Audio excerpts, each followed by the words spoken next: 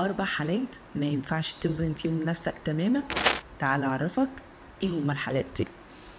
أول حالة إنك شربت كمية مياه كبيرة جدا، ما ينفعش بعديها تروح تقف على الميزان، لأنه هيطلع قراءة خاطئة جدا وهتكون مش مظبوطة، وساعتها هيجيلك إحباط.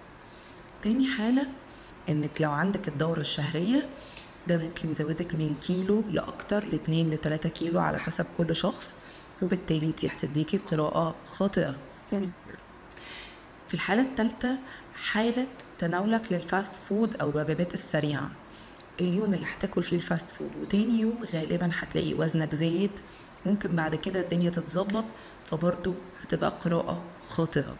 ورابع حاجة بعد التمرين ما ينفعش توزن على طول، لان ده برضو هتدي لك فولس ريدنج وهتبقى قراءة خاطئة ومش هينفع نعتمد عليها. دول بقى ال4 حالات اللي ما ينفعش توزن فيهم تماما، ولا بيكون ده الوزن الصحيح ليك. وشكرا.